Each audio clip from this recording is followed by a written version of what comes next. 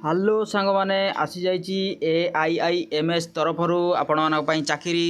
ଦେଖନ୍ତୁ ଚାକିରିଟି ଓଡ଼ିଶା ଗଭର୍ଣ୍ଣମେଣ୍ଟ ତରଫରୁ ରହିଛି। ଦେଖନ୍ତୁ ଏଥିରେ କୌଣସି ପ୍ରକାର ଏକ୍ଜାମ୍ ଆପଣଙ୍କୁ ଦେବାକୁ ପଡ଼ିବ ନାହିଁ। ଯଦି ଆପଣମାନେ ମିନିମମ୍ +2 ପାସ୍ କରିଥିବେ ତାହେଲେ ଏହି ଚାକିରିରେ ଆବେଦନ କରିବା ପାଇଁ ଆପଣ ଏଲିଜିବଲ୍ ହୋଇପାରିବେ। ଦେଖନ୍ତୁ ସାଲାରୀ ତ ବହୁତ ଭଲ ରହିଛି। ସାଲାରୀ 67,000 ପର୍ଯ୍ୟନ୍ତ ସାଲାରୀ ରହିଛି। ଏଥିରେ ଦେଖନ୍ତୁ ୱାକ୍ ଇନ୍ ଇଣ୍ଟରଭ୍ୟୁ ରହୁଛି। ଏକ୍ଜାମ୍ ରହିବ ନାହିଁ। କୌଣସି ପ୍ରକାର ଫିସ୍ ଆପଣଙ୍କୁ ଦେବାକୁ ପଡ଼ିବ ନାହିଁ। ଆବେଦନ ଷ୍ଟାର୍ଟ ହୋଇସାରିଛି। ଶୀଘ୍ର ଆବେଦନ କରନ୍ତୁ। ଦେଖନ୍ତୁ ଏଥିରେ ଏଜ୍ ଲିମିଟ୍ କେତେ ରହୁଛି ଆଉ କ୍ୱାଲିଫିକେସନ୍ କ'ଣ ରହୁଛି, ଆବେଦନ କିପରି କରିପାରିବେ, ଫୁଲ୍ ଡିଟେଲ୍ସ ଚାଲନ୍ତୁ ଏହି ଭିଡ଼ିଓ ମାଧ୍ୟମରେ ଦେଖିବା। ଜମାରୁ ସ୍କିପ୍ କରନ୍ତୁ ନାହିଁ। ଫୁଲ୍ ଡିଟେଲ୍ସ ଏହି ଭିଡ଼ିଓରେ ମୁଁ ଆପଣମାନଙ୍କୁ ଦେଖେଇବି। ଆପ୍ଲିକେସନ୍ ଫର୍ମଟି କେଉଁଠୁ ଡାଉନଲୋଡ଼ ହେବ ସେ ମଧ୍ୟ ଦେଖେଇବି। ସାଙ୍ଗମାନେ ଦେଖନ୍ତୁ ଯଦି ଭିଡ଼ିଓଟି ଭଲ ଲାଗିବ ତାହେଲେ ଆପଣମାନେ ଗୋଟେ ଲାଇକ୍ କରିବେ, ଚ୍ୟାନେଲଟିକୁ ସବସ୍କ୍ରାଇବ୍ କରିବେ, ପାଖରେ ଥିବା ବେଲ୍ ଆଇକନକୁ ବଜାଇଦେବେ, କାହିଁକି ନା ନୂଆ ନୂଆ ଜବ୍ର ନୋଟିଫିକେସନ୍ ଆପଣମାନେ ଏହି ଭିଡ଼ିଓ ମାଧ୍ୟମରେ ପାଇପାରିବେ। ଚାଲନ୍ତୁ ଡେରି କରିବା ନାହିଁ, ଭିଡ଼ିଓଟି ଷ୍ଟାର୍ଟ କରିବା। ସାଙ୍ଗମାନେ କ୍ରୋମ୍ ବ୍ରାଉଜରକୁ ଆସି ଲେଖିଦିଅନ୍ତୁ ଜବ୍ସକାର୍ଟ ଲେଖିଲା ପରେ ଦେଖନ୍ତୁ ଜବ୍ସକାର୍ଟ ଅଲ୍ ଜବ୍ ଇନଫର୍ମେସନ୍, ଏହାର ଉପରେ କ୍ଲିକ୍ କରନ୍ତୁ। କ୍ଲିକ୍ କଲା ପରେ ପେଜ୍ଟି ଓପନ୍ ହୋଇଯିବ। ଓପନ୍ ହୋଇଗଲା ପରେ ତଳୁ ସ୍କ୍ରୋଲ୍ ଡାଉନ୍ କରନ୍ତୁ। ଦେଖନ୍ତୁ ସ୍କ୍ରୋଲ୍ ଡାଉନ୍ କଲା ପରେ ଲେଫ୍ଟ ସାଇଡ଼୍ରେ ଲାଷ୍ଟକୁ ଅଛି AIIMS Bhubaneswar requirement 2026 walk in interview for scientist and lab technician post. ଏହାର ଉପରେ କ୍ଲିକ୍ କରନ୍ତୁ।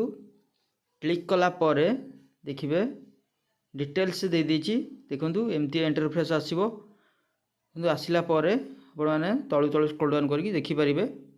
ଦେଖନ୍ତୁ name of the organization All India Institute of Medical Science Bhubaneswar AIIMS Bhubaneswar. ଦେଖନ୍ତୁ ଟାଇପ୍ ଅଫ୍ ଜବ୍ଟି ରହିବ କଣ୍ଟ୍ରାକ୍ଚୁଆଲ୍ ରହିବ, କାଟାଗୋରୀ ରହିବ ସେଣ୍ଟ୍ରାଲ୍ ଗଭର୍ଣ୍ଣମେଣ୍ଟ ଜବ୍ ରହୁଛି। ଦେଖନ୍ତୁ ସେଣ୍ଟ୍ରାଲ୍ ଗଭର୍ଣ୍ଣମେଣ୍ଟ ଜବ୍ ରହୁଛି। Name of the post scientist B medical lab technician ରହୁଛି।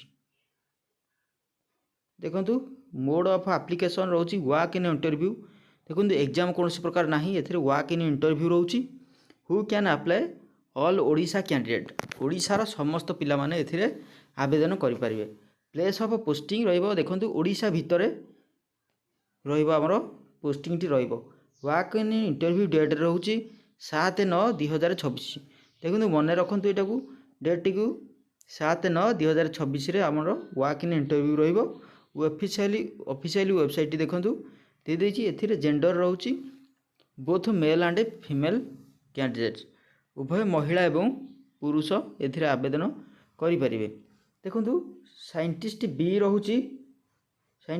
ରହୁଛି ମେଡ଼ିକାଲ। ଦେଖନ୍ତୁ MBBS, ଏଥିରେ MBBS BDS BVSC। ଦେଖନ୍ତୁ AH organized by MCI DCI VCI BDS କିମ୍ବା BVSC ସାଇନ୍ସରେ ଡିଗ୍ରୀ ଯିଏ କରିଥିବ ତାହେଲେ ଏଥିରେ 1 ଇୟର ଏକ୍ସପିରିଏନ୍ସ ମଧ୍ୟ ମାଗୁଛି। ଲ୍ୟାବ୍ ଟେକ୍ନିସିଆନ୍ ଦେଖନ୍ତୁ BSc ଯିଏ କରିଥିବ ଏଥିରେ ଆପ୍ଲାଏ କରିପାରିବେ। ଲ୍ୟାବ୍ ଟେକ୍ନିସିଆନରେ ଦେଖନ୍ତୁ +2 ପାସ୍ କରିଥିବା ଦରକାର, କେଉଁଥିରେ ସାଇନ୍ସରେ, and 2 years diploma in medical laboratory technician or 1 year DMLT plus 1 year required experience ମାଗୁଛି ଏଥିରେ ଲ୍ୟାବ୍ ଟେକ୍ନିସିଆନ୍ ପାଇଁ। ଦେଖନ୍ତୁ ଏଠାରେ କୌଣସି ପ୍ରକାର ଏକ୍ଜାମ୍ ହେବ ନାହିଁ, ନୋ ଏକ୍ଜାମ୍ ଦେଇଛି। ୱାକ୍ ଇନ୍ ଇଣ୍ଟରଭ୍ୟୁ ରହିଛି। ତାପରେ ଆମର ରହିବ ଡକୁମେଣ୍ଟ ଭେରିଫିକେସନ୍ ରହିବ। ଦେଖନ୍ତୁ ଏଠାରେ ଗୋଟିଏ ପୋଷ୍ଟ ଅଛି।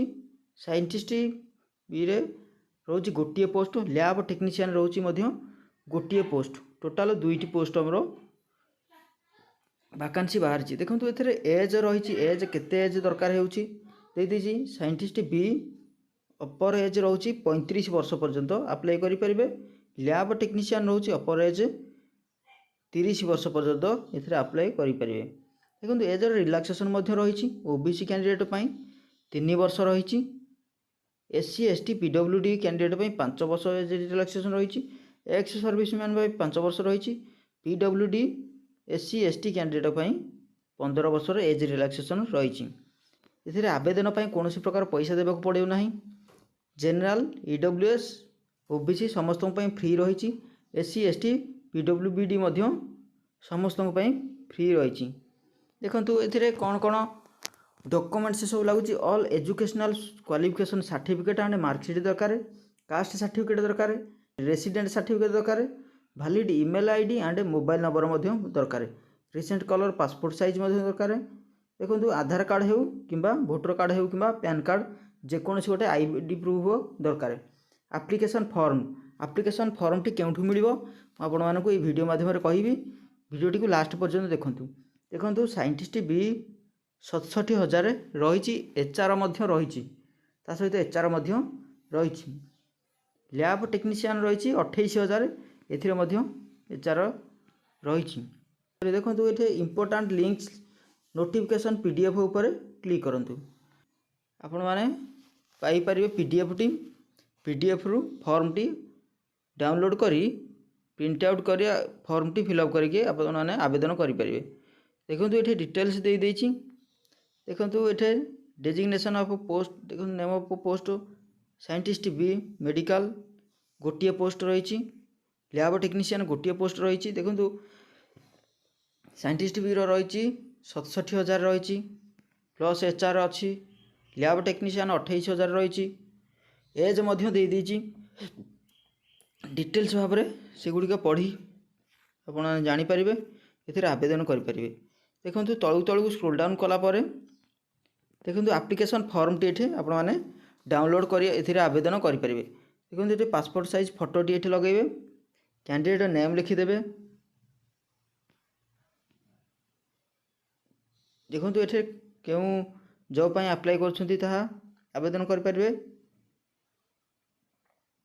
कलापर फॉर्म टी सब किसी फिलअप कर सारापर कॉन्टैक्ट नंबर ईमेल एड्रेस सब दे सारा परमानेंट एड्रेस पिन स्टेट सब लिखि सारापर देखो ये सब फिलअप कर सारापर आपण मैंने जो आड्रेस दिखाई से आड्रेस आपण मैंने स्पीड पोस्ट कि रजिस्टर पोस्ट करेंगे। देखो आड्रेस टी ये दे देछि।